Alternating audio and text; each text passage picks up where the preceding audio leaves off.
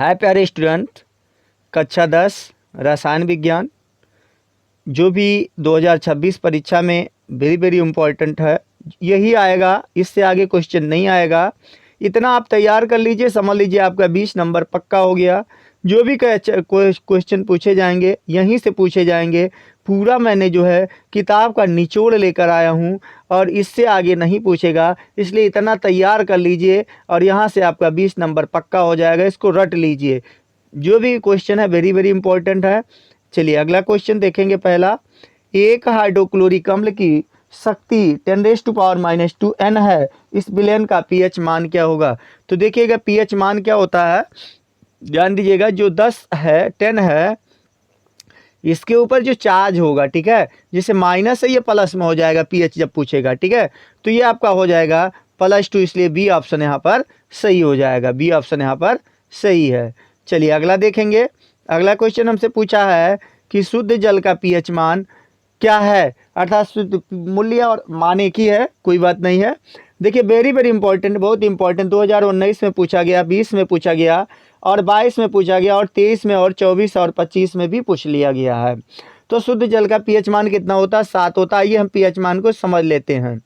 कैसे? देखिए हमने बताया था कि 0 अगर किसी चीज़ का, देखिए ये स्केल सिस्टम पीएच का समझेंगे। देखिए पीएच का पूरा नाम होता है power of hydrogen, power of hydrogen.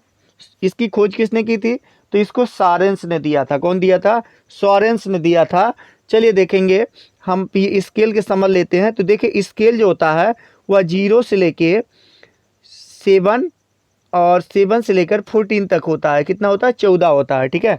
तो 0 से लेके 7 तक के अंदर, मतलब 7 के नीचे जो आएगा, इधर देखेंगे, 7 के नीचे जो आएगा वो अम्लीय होगा। 0 से लेके 7 के नीचे अम्लीय होगा। और 7 जिसका आता है वो क्या होता है?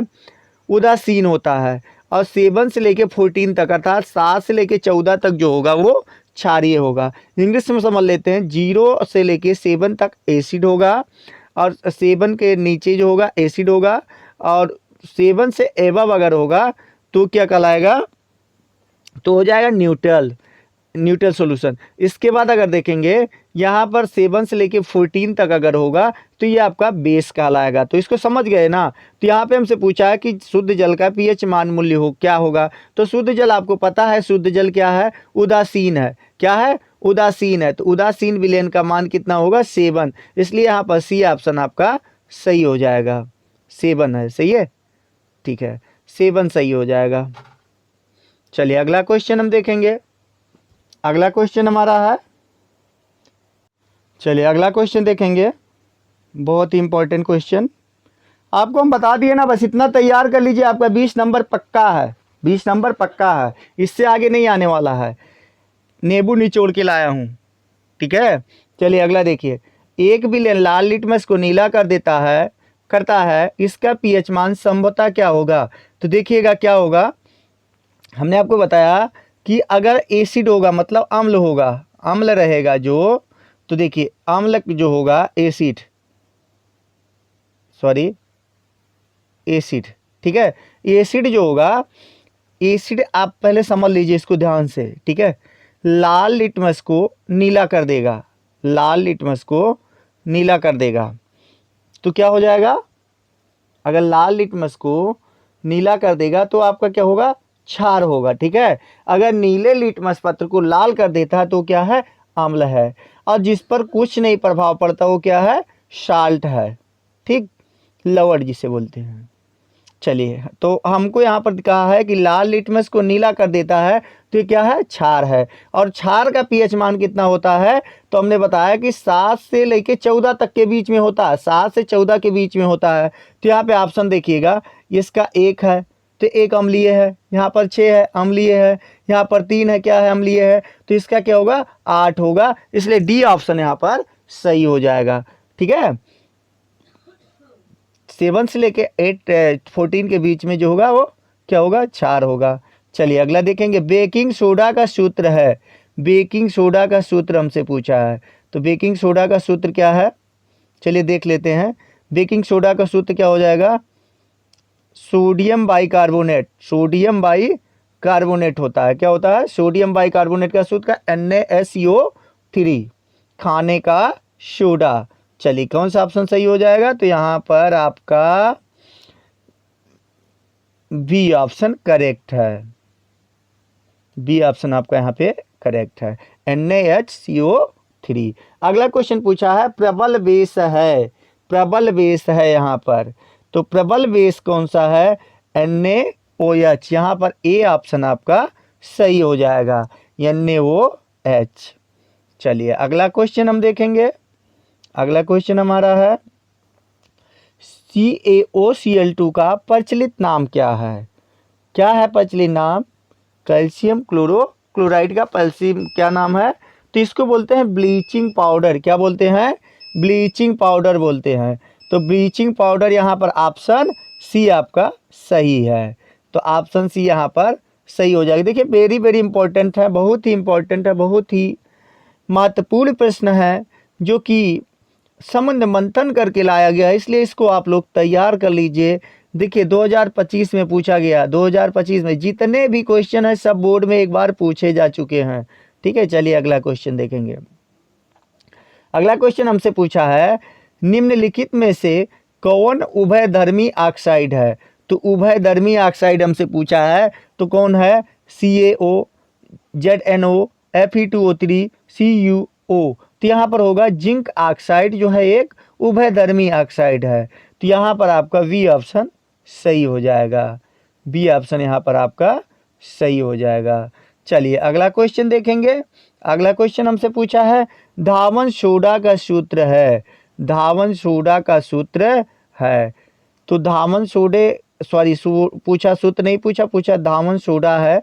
तो धावन सोडा में देखिए अम्लीय लवण है, क्षारकीय लवण है, उदासीन है या लवण नहीं है, इसकी प्रकृति पूछा है क्या है? तो ये क्षारीय लवण है। क्या है धावन सोडा? क्षारीय लवण है। इसलिए देखिए धावन सोडा को धोने का सोडा भी कहा जाता है। कपड़ा धुलते हैं ना, कपड़ा वाला साबुन देखिए धुलते हैं तो उसमें कास्टिक सोडा होता है ना, वो क्षारकीय है। क्या है? क्षारकीय, इसलिए क्या हो जाएगा? क्षारकीय हो जाएगा, इसलिए आपका सही है, क्षारकीय है। ठीक है, चलिए अगला क्वेश्चन देखेंगे। अगला हमसे पूछा है कि अवक्रिया है, कौन सा अवक्रिया है? HCl जलीय प्लस NOH जलीय NaCl प्लस जल। तो ये कौन सी अपक्रिया है? हमने आपको बताया था एक अपक्रिया उदासीन अपक्रिया का परिभाषा क्या है, पहले इसको जान लीजिए। उदासीनीकरण की अपक्रिया का वह अपक्रिया जिसमें क्या होता है, लवण और जल का निर्माण होता है, उदासीनीकरण अपक्रिया कहलाती है। तो इसलिए इसमें देखेंगे तो NaCl क्या है? नमक है। NaCl यहाँ पे क्या है? नमक है, जबकि NaCl नमक है और बन क्या रहा है? जल। तो हमने कहा था जहाँ पर नमक क्या है? लवण है। जहाँ पे लवण और जल का निर्माण होगा वो क्या कहलाएगा? उदासीनीकरण अपक्रिया। और कैसा अपक्रिया? जब एसिड एंड साल्ट मतलब एसिड एंड बेस, अम्ल और क्षार मिलकर लवण और जल का निर्माण करेंगे तो वह क्या कहलाएगा? उदासीनीकरण अपक्रिया कहलाएगा। इसलिए यहाँ पर डी ऑप्शन आपका करेक्ट हो जाएगा। ठीक, चलिए अगला क्वेश्चन देख लेंगे। अगला क्वेश्चन हमसे क्या पूछा गया? अगला क्वेश्चन देखेंगे। अगला क्वेश्चन बाह्यतम कोश में 7 इलेक्ट्रॉनों वाला तत्व है। हमको बताना है कि एक तत्व है, एक तत्व हमको दिया है जिसके बाह्य कोश में 7 इलेक्ट्रॉन है, तो वह तत्व क्या है? उसकी प्रकृति बताना है कि धातु है, अधातु है, उपधातु है या निष्क्रिय गैस है। कमेंट करके बताइएगा क्या है, बताइए। चलिए इसको हम समझ लेते हैं कौन सी धातु हो सकती है। चलिए हम इलेक्ट्रॉनिक विन्यास करेंगे कि ऐसे देख लीजिए, एक से आप शुरू कीजिए और देखिए किसके बाह्य कोश में 7 इलेक्ट्रॉन आता है।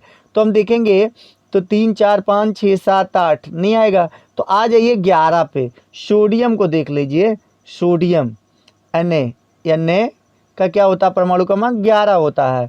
तो कितना होगा? 2 8 1, गलत। क्या हो गया? गलत हो गया। तो आप देखिए 7 है ना, तो इलेक्ट्रॉनिक विन्यास क्या होता है? 2 8, तो 2 7 जोड़ दीजिए, कितना हो जाएगा? 2 7 9, फ्लोरीन हो जाएगा। 2 7 9 फ्लोरीन होगा। और फ्लोरीन है क्या? फ्लोरीन है क्या? इसको समझिए। फ्लोरीन अधातु है। दो अधातु हमने बताया था कि धातु और अधातु की पहचान आप कैसे करेंगे, ठीक है। तो इसका इलेक्ट्रॉनिक विन्यास 2-7 है, ठीक है। कितना है? 2-7। कितने आवर्त का है? तो 2 आवर्त का है। और वर्ग इसका कितना हो जाएगा? तो देखिए 7 है, 7 में अगर हम ऐड करेंगे 10 तो कितना हो जाएगा? 17। 17 वर्ग में जाएगा। हमने आपको बताया था आवर्त सारणी, अगर आप नहीं जानते तो आवर्त सारणी हमारा पढ़ लीजिए। आवर्त सारणी में हमने बताया है कि आपके 1 से लेके 2 तक जो है वो क्या है? धातु हैं। कैसे धातु हैं? जिसमें से एक जो है वो क्या है? क्षारीय धातु है, और दूसरा जो है वो दूसरा वर्ग जो है क्षारीय मृदा धातु है। और डी ब्लॉक जो है वो क्या है? संक्रमण धातु है। और डी ब्लॉक में आपने देखा 3 से लेके 12 तक हैं। इसके बाद पी ब्लॉक के एलिमेंट जो है 13 से लेके 18